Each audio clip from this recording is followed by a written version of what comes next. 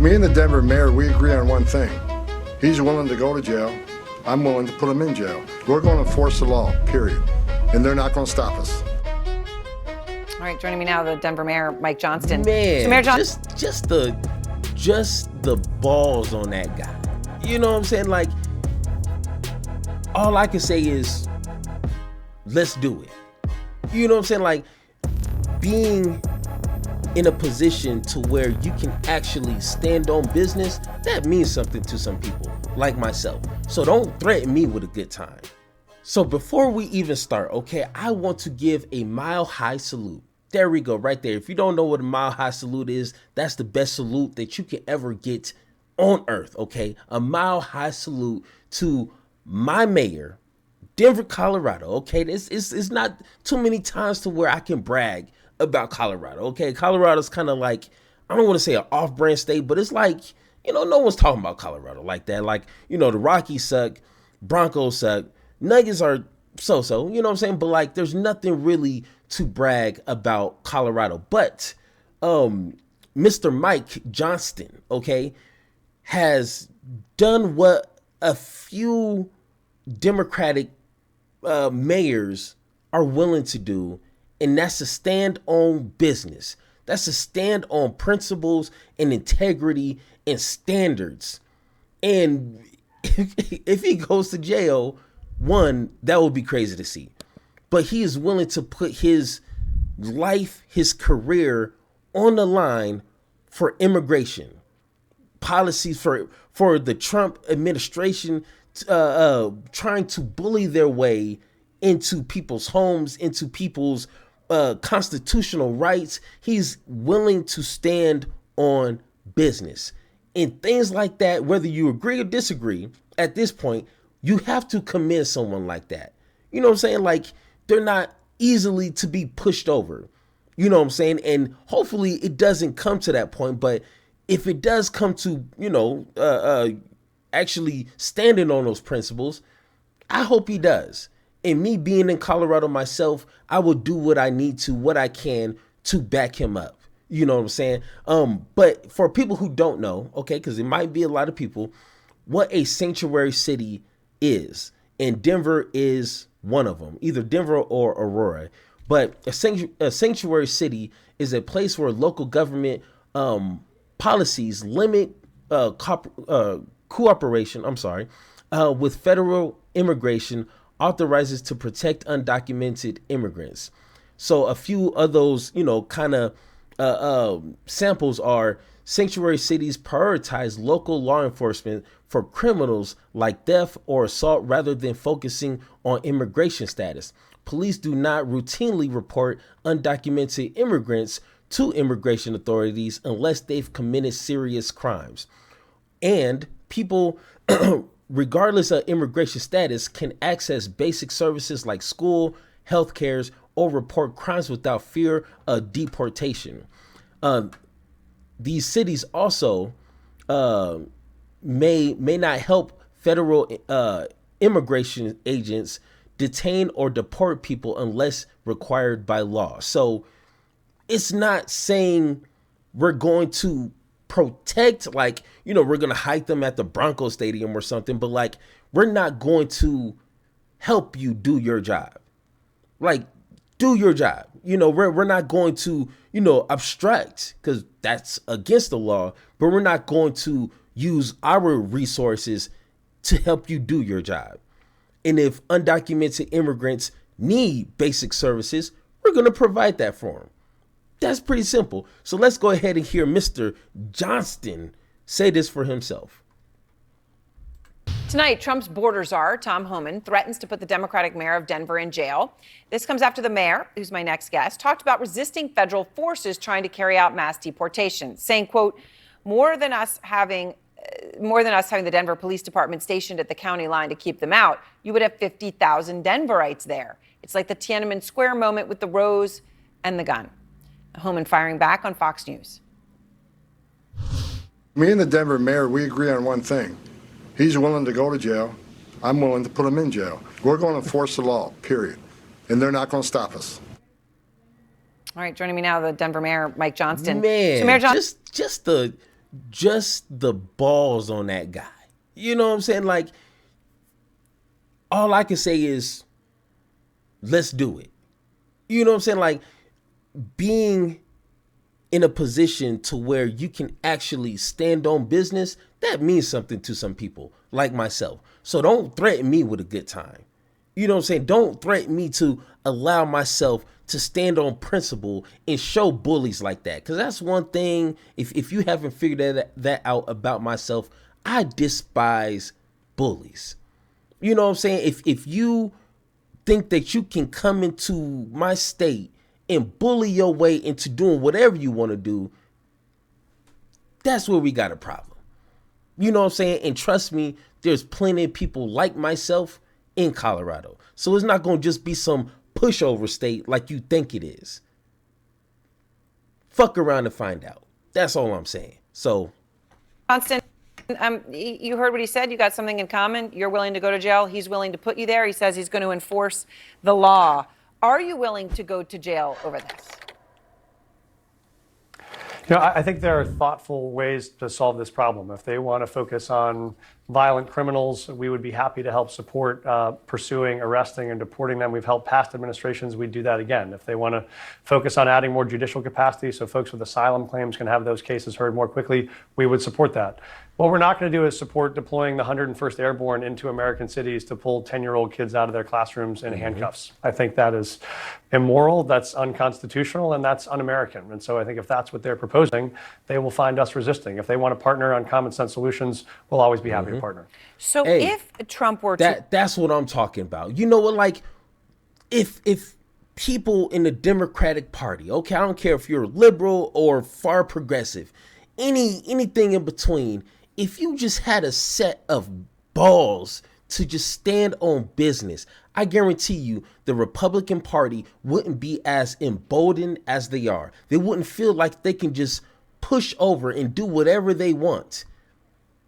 Guarantee that. That's how you handle bullies. You have to confront them. You have to stand in their face with your chest high and say, no, you ain't gonna walk into my house and think you can do what you want. That's what Democrats, I wish that they would do. But like I told you, fortunately, I'm glad that my blue state, which is very few, but my blue state is standing on business, standing on standards, integrity, because that's hard to do. So I got to commend them on that. Order ICE agents, for example, right, Immigration's Custom Enforcement agents, to go into the state of Colorado to enforce federal law. Would you order, Mayor Johnston, your police department to resist them? Or are you speaking at this point more of just an act of, protest resistance? Or would this actually be an order to your police department? Yeah, we won't use our law enforcement, and we don't think we need to. That's not what we're after. I think America's not after another conflict on this issue. They're after a way to find pragmatic solutions to this problem. And so, to quote Lincoln, we don't think here that might makes right. We think that right makes might. And so if they are going to send the U.S. Army or the Navy SEALs into Denver to pursue folks to pull them off the job at hotels or restaurants where they're working, or pull kids off the soccer field, I think we will see Denverites and folks around the country who will nonviolently resist that, because I think that doesn't represent our values and doesn't represent the Constitution. So there you go. Has your view on the broader situation changed, though? And I understand you're trying to draw a distinction between violent criminals and people who are in the country illegally, but are contributing to society, right? Going to school, working jobs. But is Denver, Mayor, going to remain a sanctuary city where you do not enforce federal immigration laws? Is there going to be any change to how you are running the city? We're not changing how we run the city, but it's important that people know what that status means. What that means is that if someone has committed a violent crime, has committed a felony, we do collaborate with federal law enforcement, and we will. What it means we don't do is if someone is driving to work and has a busted taillight on the way, we don't arrest them and connect them to ICE for deportation. We think that's disruptive for families and for residents. I was a high school principal before this, and these are my students. These are kids who are dreamers, who are playing by the rules, getting jobs, trying to make a life. They have daughters who play on our soccer teams or sons who sit in your history classes. We don't think that is the problem facing the country. These are 60% of them are working 25% of them are children. I don't think that is the crisis the country's worried about. So Trump is now threatening a 25% tariff on Mexico, which of course you've seen. He says he's going to do that until the invasion ends. That's the word he uses. And he says he's going to... It's always an invasion. And they never like come up with like real solutions to this invasion. And it's weird, like this invasion pops up just as much as the Green Party, like every 4 years. Like it's never like, 2.5 years. Like it's never like in the middle of like February or something. Like it's always 4 years or 2 years, and usually around primary or elections, which is weird, And they never, still, I haven't heard anything from the Trump administration or Trump himself, which he's been on camera plenty of times, is how are you going to fix the asylum seeking process? Because to me, that's the bigger issue. But I haven't heard anything about that. Just deport and the problem is going to go away or something. That's not the problem. You know what I'm saying? It's like having, water coming through your ceiling and you mopping up the floor. I mean, cool. You got to clean floor for about 10 seconds until more drips and then drips, and that drips becomes a puddle, and then you have another problem. So what, you're going to spend another $billion-something to deport more? No, come up with a real solution. But no, that's not their MO. Republican parties are not known for coming up with solutions, just being the bully, essentially. So to sign this tariff on his first day, so presumably by his executive order in January. Let me just play what Mexico's president said today, because she responded and she said the tariffs are not going to do it when it comes to solving the migrant crisis. Here's how she put it.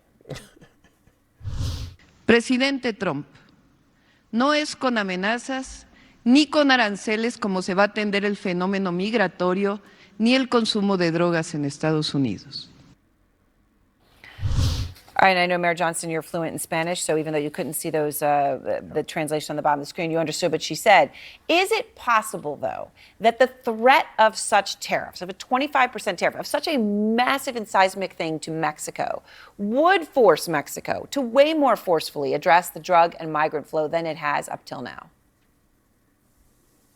I don't think that's going to solve the problem any more than no Denver business is asking me to pull folks off the job as a way to solve their economic crisis. We have open jobs we're trying to fill. We have more business we're trying to do, more imports and exports we want. That would hurt, I think, American farmers and ranchers, and it would hurt American retailers. And so I don't think that is the solution. I think there is a way to work collaboratively with Mexico and other countries in Central and South America to try to solve this problem. And that's what we're looking for. What are pragmatic ways to help people get to work that want to work, help employers hire them if they want to hire them, and help folks get a fair hearing in court and let the courts decide if they get asylum or not. That's all folks are asking. They're not running from the law. They're actually running towards the law. They want to get their cases heard. They have a 7-year wait because the bipartisan bill that would have added more administrative and judicial capacity to hear these cases, Trump opposed. So there's common sense ways to have these cases heard that are constitutional, that are consistent with American values, that would keep the American economy going. These won't do that. So, hey, that's for another video right there. Hold on. So, and he hit the nail on the head with that last point is, I think common sense people understand if there's a problem or a situation that needs to be addressed, let's come to the table like adults and come up with solutions. But what you're not going to do is not only not come up with solutions, but then try to bully your way into disrupting people's lives, their family, their dignity in every way, and thinking that's going to solve something. That's not how this works. You know what I'm saying? And I'm glad once again that he's standing on business, and I'm gonna do whatever I can to try to make that, that front line strong. You know what I'm saying? And with my current situation, that allows me to be free to do things like that. So trust me, I'm going to be paying attention, and when things call for Colorado people to stand up and stand out, I'm going to be there. You know what I'm saying? So once again,